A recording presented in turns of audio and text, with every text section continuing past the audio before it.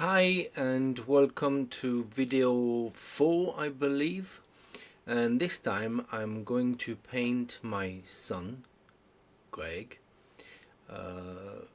I've set myself up in front of the computer screen. If I had him sitting there, I would do it a similar way, so it's just to show how we can do a portrait painting but without the sitter, and it's just good practice.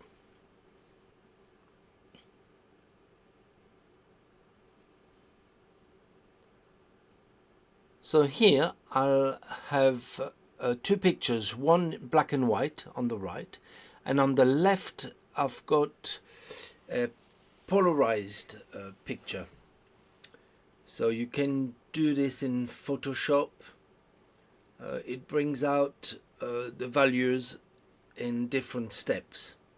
Although I am not going to use this polarized picture, but I just wanted to show you that this is something that you can do if you really want to see different levels of value. So here I'm drawing the external shape of the face of my son, trying to find the axe of the eyebrows. So I mentioned the brushes are Rosemary and Co. And these are Mangust brushes. So this is a 1-hour study. We are not going to bring it to completion. This is only the first step, so it is a study about values. So it is the blocking stage of the portrait. So this is a good exercise for you to do. It is very painterly, and it is a very efficient way to catch the likeness.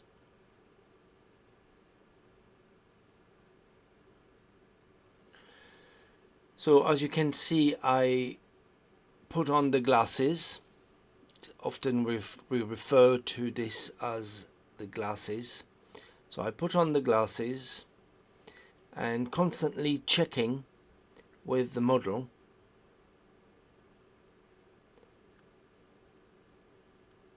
I'm checking the tilt, I'm checking the size, now painting the negative space.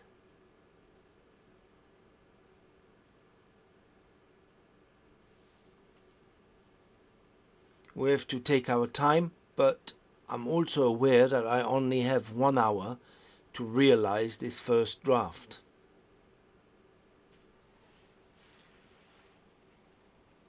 So there I'm checking the plumb line and the ridge of the eyebrows to place the nostril.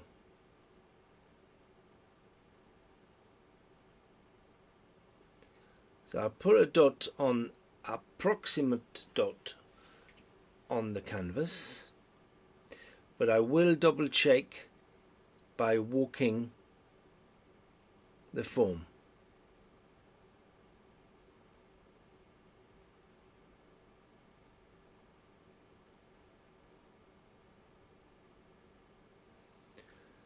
So all we concentrate on here is the shadows.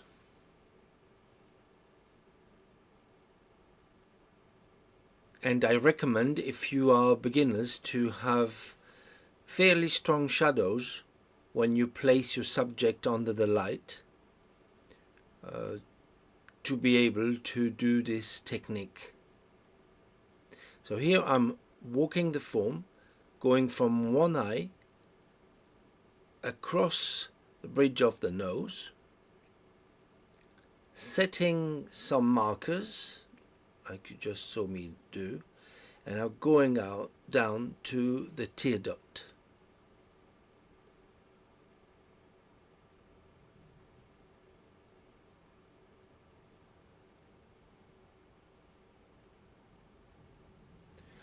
Once I'm sure, I can now double check my plumb line and place the wing of the nose. There will be no mistake.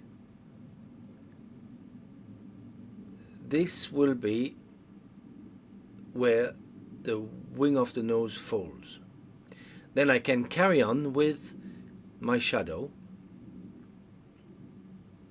which will take all under the nose and to the right side of the mouth and the cheek. It will build up this in a second.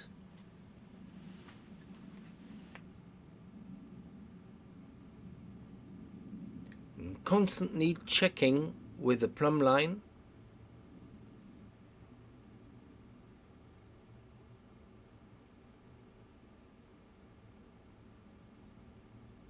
my arm is in the way there,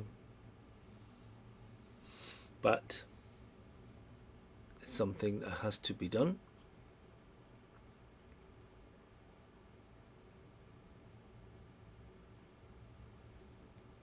Again, I'll carry on this side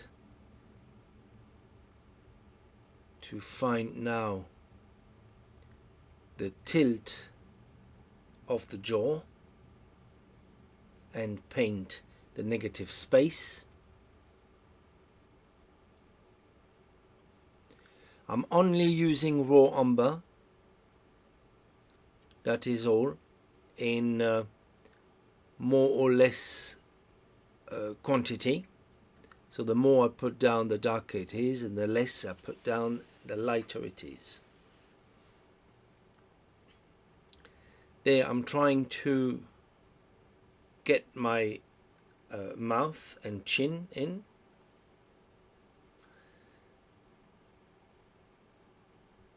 Taking some measurements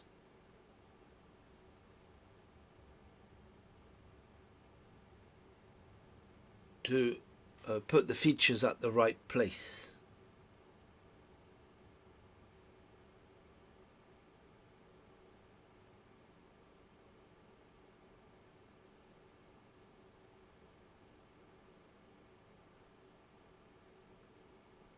So try this, it is surprisingly accurate.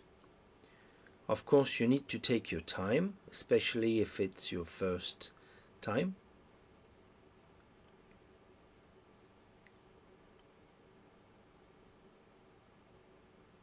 But this technique does work very well, and it actually is an academic technique, a very old technique that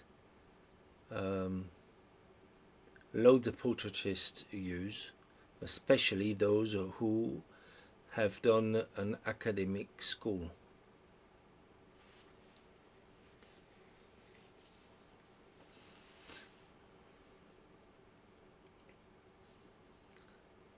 That is all you would be allowed to do, and in a school you only would have raw umber, and you wouldn't be able to draw from life to start with, only pictures. So here again I'm going to walk the form to really set the eyes and put in the eyeball.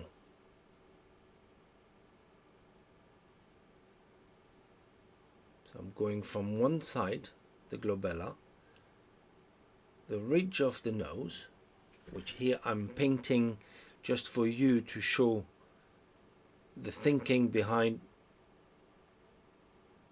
or I would say the process behind the thinking. So going down that side of the nose and double checking again with the tear dot, and from the tear dot we place the iris. The iris is quite a bit darker. It's one of the darkest things that you will find on the portrait.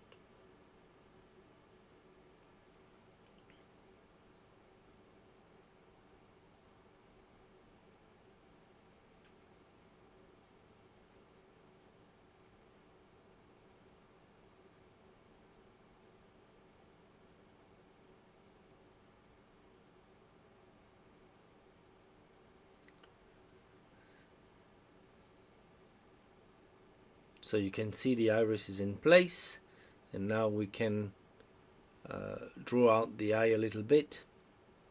It's quite a bit of glare on that surface, so we can't see it properly.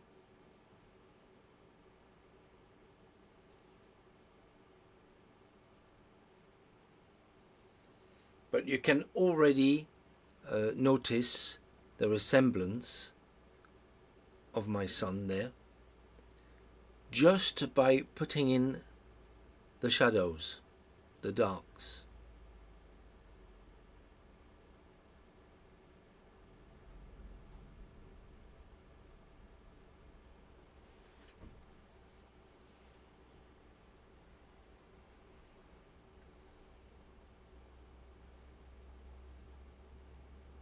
I gave him a little bit more hair.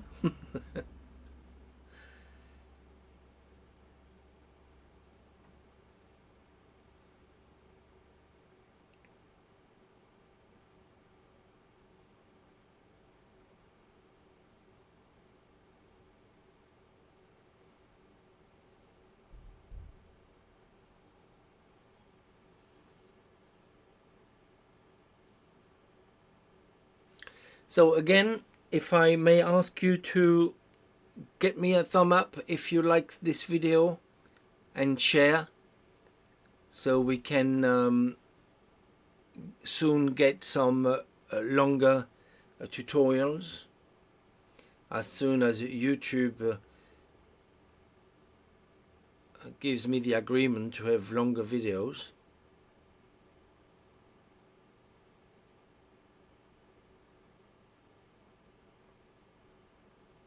I'm sure we'll have good fun.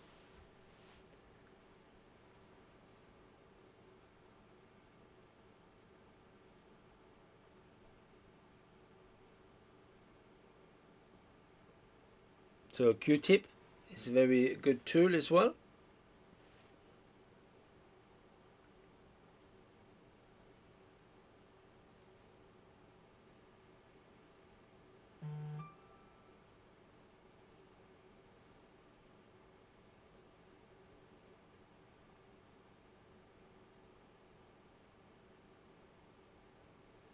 So once the shadows are in, you are looking for the foam shadows. So the shadow who's just next to the shadow. I mean, the shadow who turns the foam, and usually is right next to the shadow, to the core shadow. There we go. There we have it. And see, by putting it in, we're turning the foam. So now the cheek is rounded.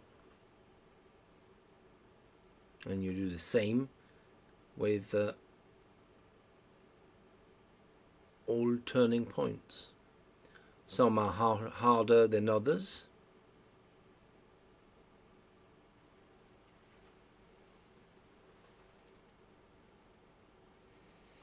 Just add a little color, blue because it's a boy and he loves blue. That's a painting that he's got in his bedroom now. So we're coming to the end of this demonstration. Well, I hope you liked it. Thank you for checking out my channel, and I hope to see you soon for another tutorial.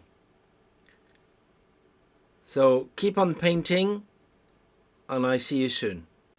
This was Boris Hugonel from the Painting School.